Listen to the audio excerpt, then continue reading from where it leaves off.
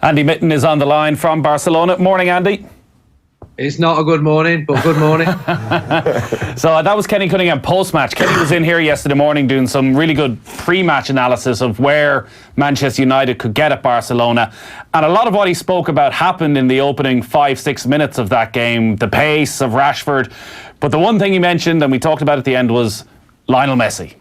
That you just cannot define what he can do in any game. And that's sort of how it turned out. The first 5-6 minutes, if Marcus Rashford takes that chance, it's a very, very different game. Yeah, it reminded me of the Champions League final in Rome in 2009. United started very well. They had chances. They didn't take the chance. Then Barca got the goal in 10 minutes in Rome, 14 minutes in Camp Nou last night. I was really impressed at how Manchester United started. Well, they had a shot on goal for a start, which hadn't happened at Old Trafford.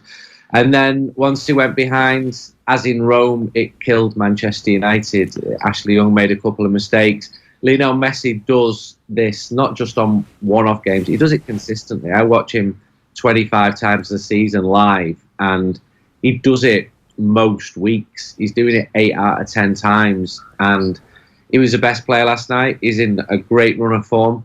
Got a very good team behind him. Barcelona fans aren't completely sold on Ernesto Valverde's pragmatism because they're comparing him to Pep Guardiola's team, which won those 6 trophies. But they're in the semi-finals for the first time since 2015.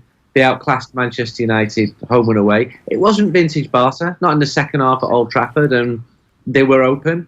But the best teams tend to be open. But I don't think Barca were under any real threat last night. I watched them go through the gears. They do it all the time. They soak in what teams throw at them.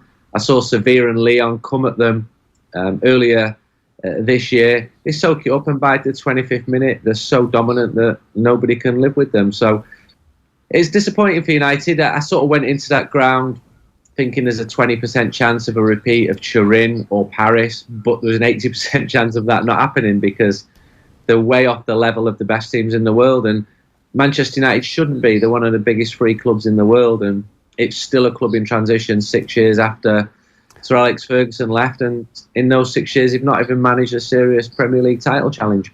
Transition, but no great change at the back since Alex Ferguson left. And the one statistic that was doing the rounds last night was that of the back 5, 4 of them had played in the defeat against Basel 8 years ago for Manchester United. And in your writing over the past 12 hours or so, you've been pretty critical of Ashley Young in particular, and just, I guess, how out of his depth he looked last night.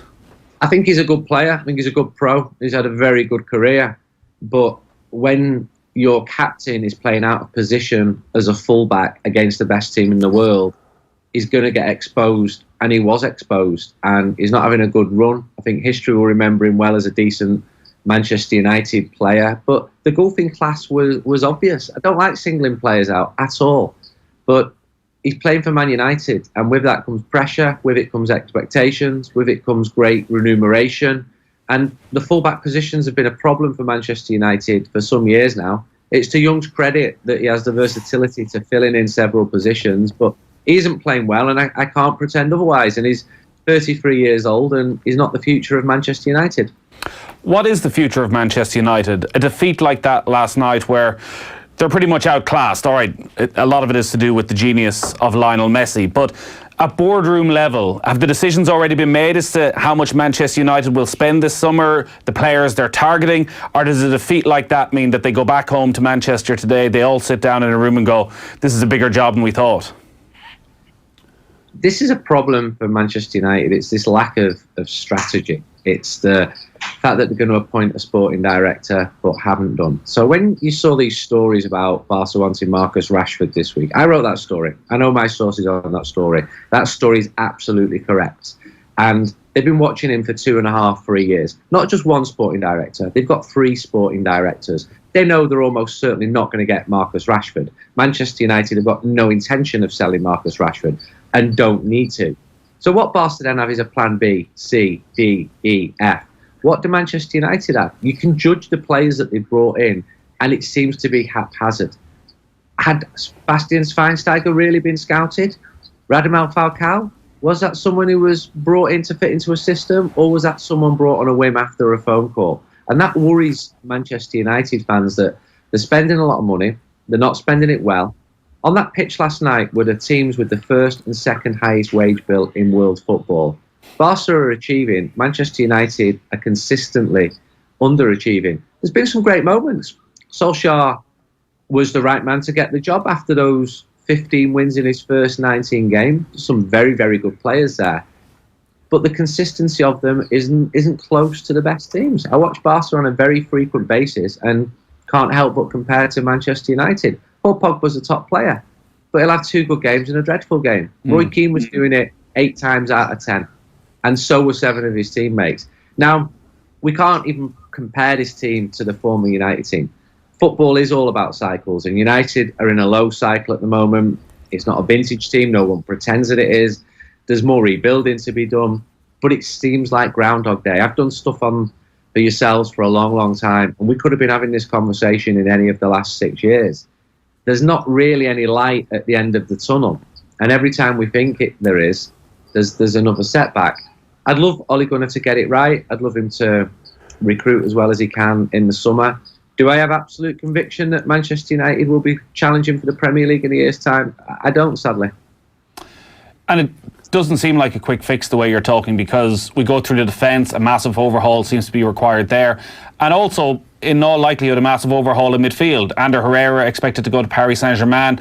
Nemanja Matic's legs look as though they've sort of passed that point of no return over the past 3 to 4 months, and there is that Pogba question. Like, when you talk about what's going on at boardroom level, do you think Manchester United know for certain right now whether or not Paul Pogba will be at the club at the start of next season?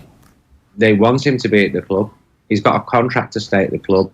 They've got absolutely no intention of selling him, nor any financial pressure.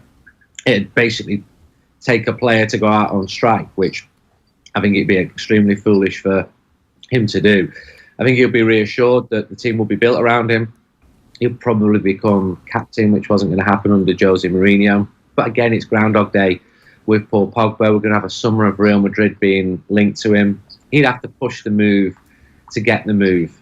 And I don't think it's going to happen. United need to keep the best players, and Paul Pogba is among the best players. He should be the absolute best player. He's not a knockout hero with fans. They've got doubts about him, about his conduct. And this is a team that's a decent team. We mentioned the defence. Phil Jones, Chris Smalling, they're very good defenders. Are they Bonucci, Chiellini class? All right, maybe not the best example after Juventus have been knocked out of Europe, but they're not the best in the world. Vidic, Rio Ferdinand, I spoke to him last night in the stadium. They were the best in the world. This is Manchester United. They should be buying the best players in the world. It's not always going to be possible, but as we saw last night, those technical deficiencies, they get exposed when you play teams who are among the best in the world. You can't pretend that Manchester United are on the same level as Manchester City or Liverpool at the moment. Liverpool have recruited exceptionally well. They were knocked for buying Van Dijk for 75 million. Well, they got it right. They absolutely got it right. And he's superior to any Manchester United defender. Good money has been spent on defenders for Manchester United, and yet the defence remains a problem. And that will be an area that is one that Ole Gunnar was satisfied had improved a lot, and it had done. But these last 7 games, where United have lost 5 of them, it's shown that it's a problem area. Looking at Barcelona then, heading towards the semi-finals, and they'll play either Liverpool or Porto in the semi-finals. The weakness that was there in that opening 14 minutes, where the intensity that Manchester United played seemed to really unsettle their midfield, and that was noticeable as well during the group stage, that maybe they're not as able to control a match, to just have that absolute dominance as they were a decade ago. And I guess how could they when you don't have Xavi and Iniesta in the midfield? Do you think if Liverpool do progress tonight that they can cause Barcelona trouble in the semi-final? I think they can. I know hardcore Barca supporters who think that Liverpool are a better team than them. But I'm also wary of people who only watch Barcelona now and again. I watch them most weeks. They are exceptionally good. They didn't always show it against Manchester United, but they get the job done. Sevilla won away in the first leg of the Copa del Rey. Barca destroyed them at home. Lyon held Barca in the first leg of the last 16. Barca destroyed them at home, put 5 past them. Real Madrid came to Camp Nou in October. Barca beat them by 5-1. They've not got injuries. The defence is playing well. Messi's playing well. Luis Suarez, he's not scoring in Europe. He's playing exceptionally well. I would still say that with Messi, Barca are the favourites. And yet, I wouldn't be stunned if they had this little wobble. But that can happen to any teams. It's knockout football. Barca have won La Liga by a distance, but they really need to win the European Cup if this manager is going to be loved. And he's a good manager and he's a good person. And for them to win it in Madrid, the home of their greatest rivals, would be the biggest bonus. But football's full of these symmetries of what could happen and what couldn't happen. I think there's a respect for Liverpool now that hasn't been there for 20-odd years, that Liverpool are a very, very good team and one to be feared. Unfortunately, Manchester United are not. Andy, good stuff as always. We'll talk to you soon. Thank you. Andy Mitten there, editor of United We Stand.